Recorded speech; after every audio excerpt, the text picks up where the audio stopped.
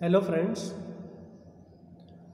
today we are continuing with social pharmacy subject. In that, nutrition and health already we have started, in which, just to remind you, we have covered basics of nutrition. Then in that, macronutrients and micronutrients, importance of water, fibers, that is dietary fiber. We know about balanced diet, malnutrition, then nutritional deficiency diseases.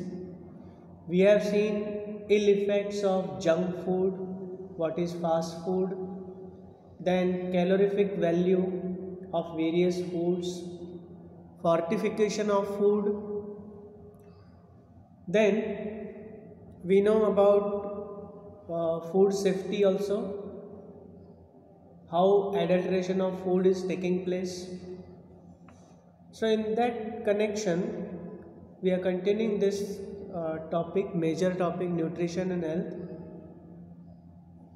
Today's topic is ripening, artificial ripening. Now this artificial ripening is done mostly in case of fruits.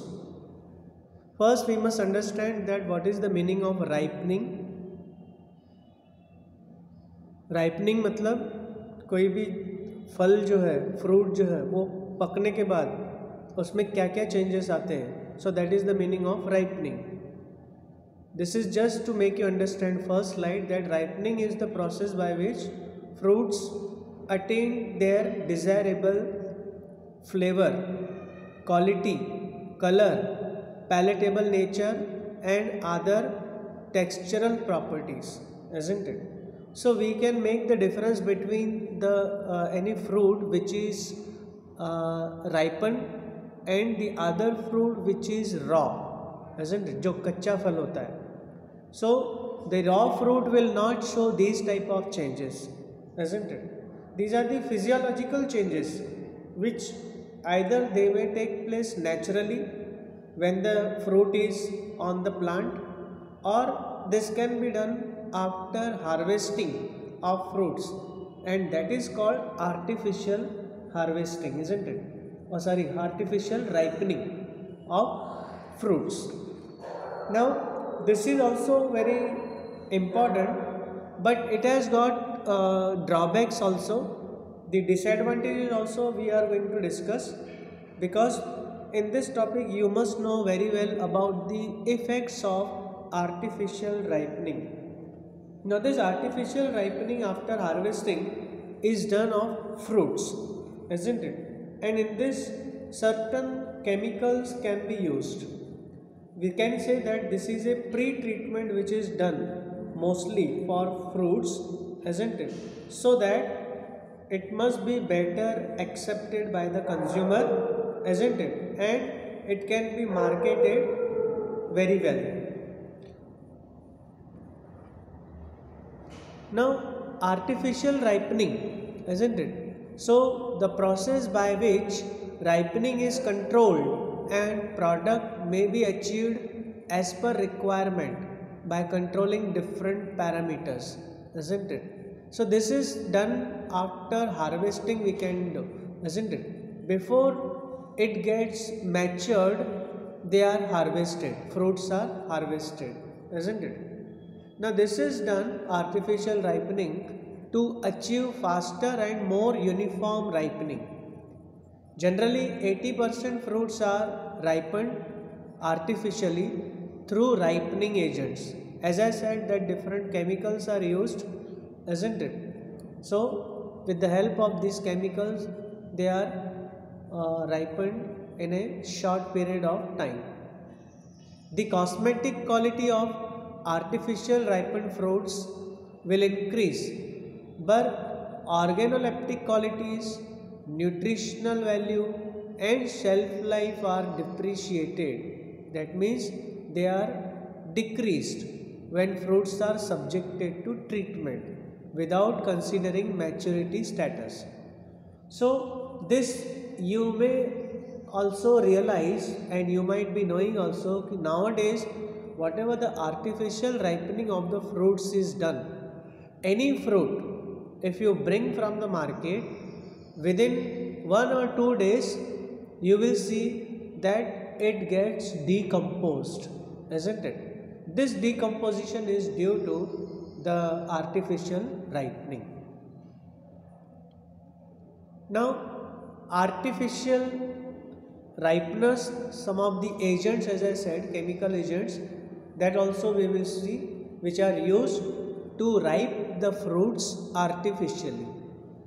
Now, these are used during pre-harvest, post-harvest, during transportation can be used. They can be used during storage by farmers, by transporters, and by traders. Now, these chemicals, what they do, they impart color. So, color changes take place, and what changes other take place due to artificial ripening, that there is softening of the fruit, and as I said, there is change in the color, development of characteristic aroma and flavor. So these are the major changes that are taking place. Now, ripe fruits are not suitable to carry and distribute, isn't it? Now, this is more important when the transportation is to be done, isn't it? So, during transportation, ripe fruits will not be possible, isn't it? So, raw fruits, so farmers pick unripe fruits, or we can say raw fruits, which are hard and green, and ripen it using chemicals. This is the actual process. Now, some of the most commonly used chemicals we will see, artificial ripeners also we can call, isn't it? These chemicals are calcium carbide, acetylene gas, ethipon, ethylene, ethylene glycol.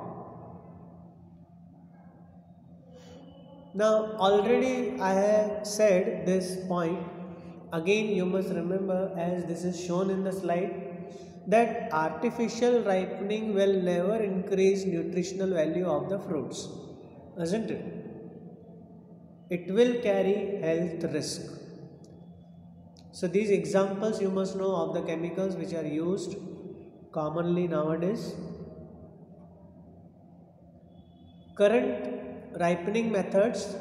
So how these are used, isn't it?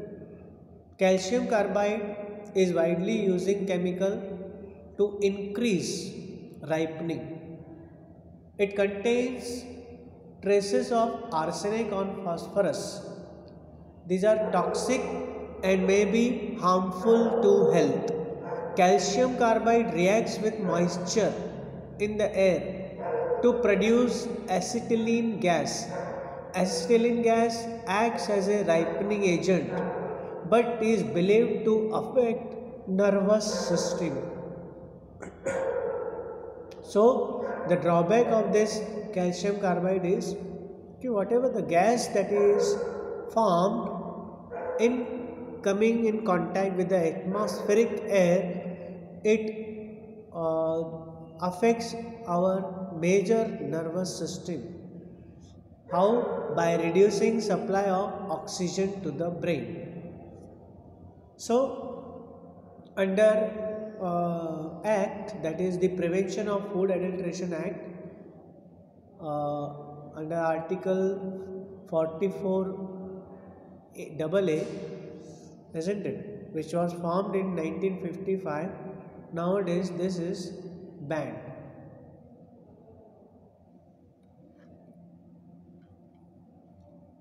Now, ripening with artificial ethylene, another chemical. So, this is scientific and safe ripening method accepted worldwide. Ethylene is a natural plant hormone that the fruit itself emits as it ripens. So when naturally if the fruit is getting ripened, isn't it? So this ethylene can be formed naturally only as it is a hormone. Now ethyl or ethaphon, in bracket chemical name is given of this compound, 2-chloroethane phosphonic acid, isn't it?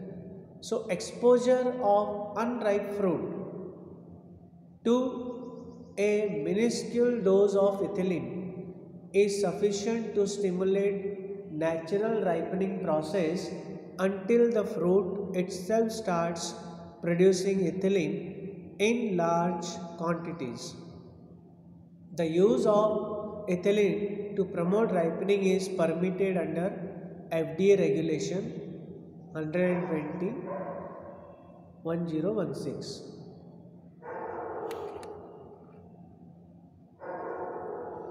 Now in this next slide you will see how the banana is getting ripened artificially, isn't it?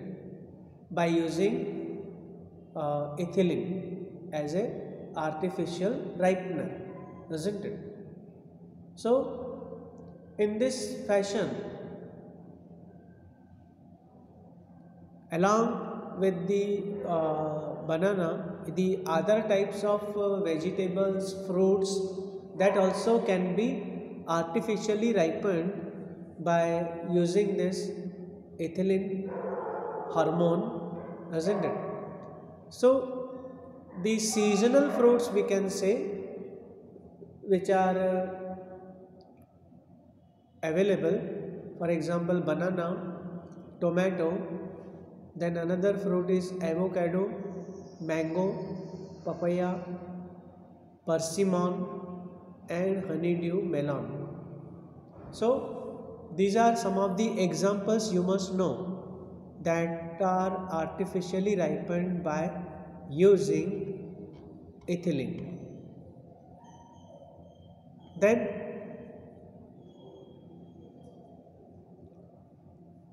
the next slide shows the ripening of papaya fruits, and again ethylene gas is the artificial ripener which is used, isn't it? So papaya fruits, when they are stored at room temperature, isn't it? And then in second figure you will see that these papaya fruits, when they are exposed to ethylene gas, isn't it, 100 ppm, isn't it, and 3 days after storage at room temperature, isn't it? So the quantity is also important and a particular time period is required so that these fruits or vegetables, whatever these are artificially ripened, they come in contact with this artificial chemical, isn't it, and they become ripened, isn't it? Now this also, it is very important, you should remember in your mind that whatever the artificial ripening is carried out, so that is not beneficial for our health. Also there is no any nutritional value and they cannot be stored for longer period of time also, isn't it? So that is all about the effect of artificial ripening. Now in this session only we will see the use of pesticides. We know that nowadays for cultivation the pesticides are used, isn't it? So what is the role of pesticides, that also we will cover, isn't it? First of all, we must know that what are pesticides, isn't it, and what is their role, what are the advantages, disadvantages. They have, no doubt they have got the drawbacks, but on the same time some benefits are also associated, and there are some of the pesticides which are permitted by the government, isn't it? So legally they can be used in cultivation and for the growth of crops. Now, pesticides are the chemicals designed to kill variety of pests. Now, what is pest? That also we will see.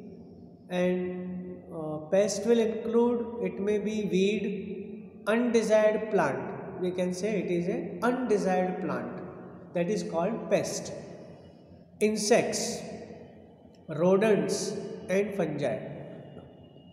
They can be characterized on basis of function. So these pesticides, they can be used in the name of insecticide, in the name of herbicide, in the name of rodenticide, fungicide and others, isn't it?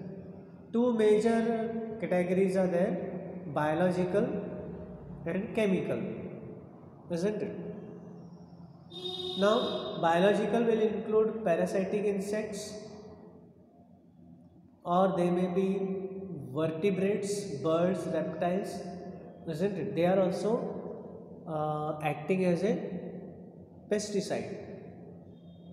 The second category will be of chemicals. So here you have to always remember that there are two major categories of pesticides. One may be biological and other is chemical. Now, chemical will include all the artificial chemicals, isn't it? Like mostly organophosphorus compounds are there, organochlorines are there, pyrethroids are there, isn't it?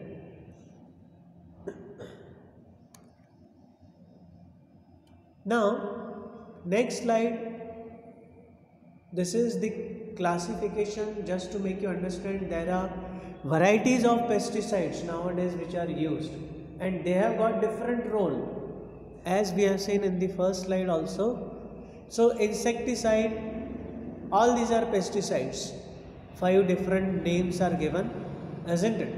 So insecticide also is a pesticide, but insecticide, it is acting against insects, which kills insects. Nematicides, which kill nematodes. Rodenticides, which kill rodents. Fungicides, which kill fungal diseases. And weedicides, which kill weeds, undesired plants.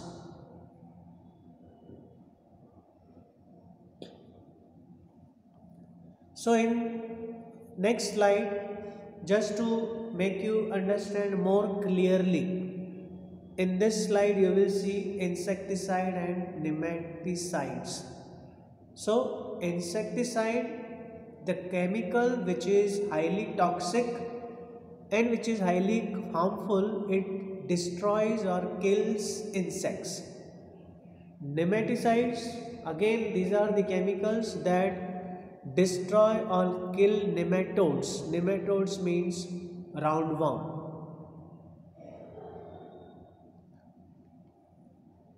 Similarly, in this slide also you will get the idea about rodenticides and fungicides. Rodenticides, the chemical that kills rodents, isn't it? So rats, mice, isn't it? These are some of the examples of rodents. Fungicides, the toxic chemical that kills fungi. All these will come under pesticides. Now in the next slide, we will see some of the important disadvantages, drawbacks of pesticides. So there are near about 900 commercial pesticides which are approved for conventional farming. In our farming, for the growth of crops, most of the farmers, they are using pesticides, isn't it? Now pesticides mostly they are used for the protection of the crops also, isn't it? But simultaneously, when the crops are getting protected, on the same time they may be harmful for the health of the farmers who are handling these types of pesticides, as well as when these crops are going to be consumed. So in more or less percentage they are going to affect the health of general public also. Now disadvantages of pesticides, next one is toxic in large quantities. So proper quantity is very important. A little bit higher limit of these type of chemicals may give rise to dangerous diseases also. Other disadvantages is accidental food contamination. So our food articles directly or indirectly may get contaminated with this type of pesticides. Next, can damage crops trying to protect. So our aim is to protect the crops. The aim of the farmer is to protect the crops, and therefore these pesticides are used.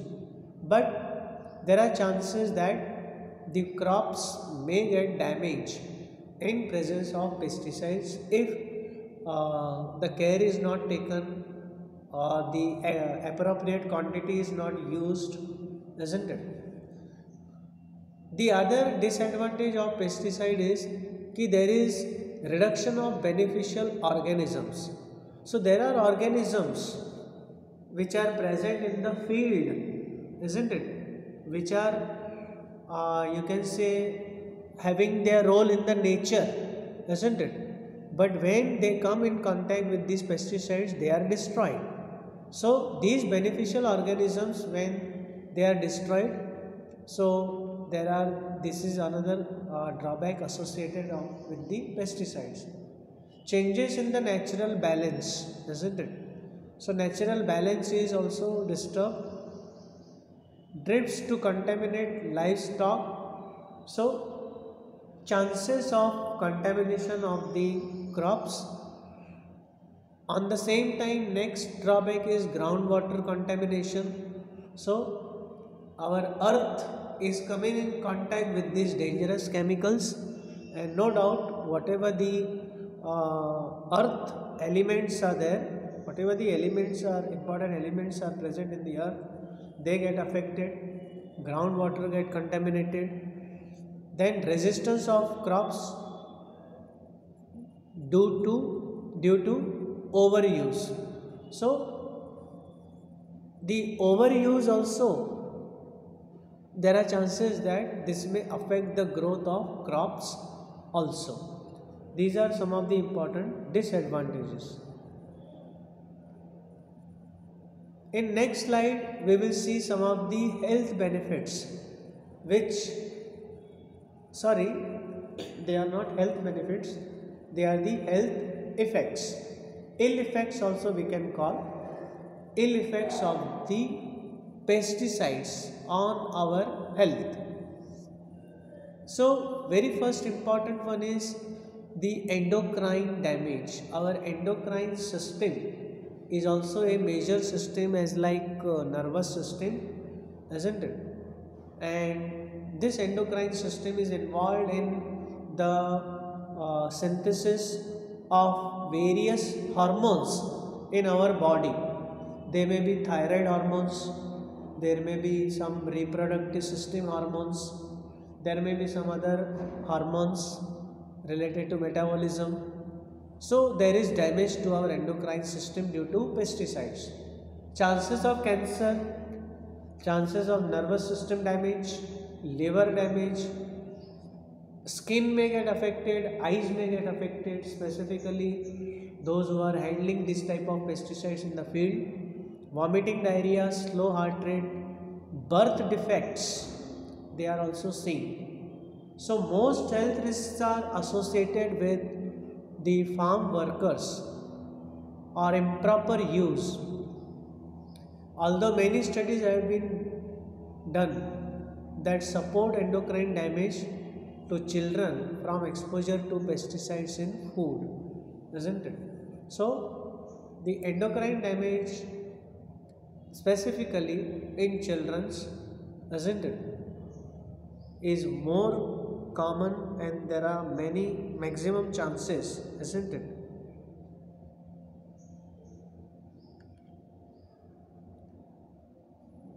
Next slide, we will see about the benefits of pesticide. Now, regarding pesticides, we have seen that what is the meaning, what is their role in the field, isn't it? And how they are used by the farmers, isn't it? We have also seen the health effects and disadvantages. So the drawbacks are also associated. There are ill effects also, isn't it? Also, we know that so many, near about 900 pesticides are approved by the for the conventional farming, isn't it? But we must also know the benefits of pesticides.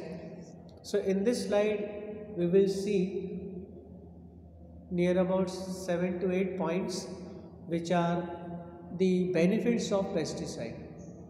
The first point is reduced deforestation, better crop, yield less land needed.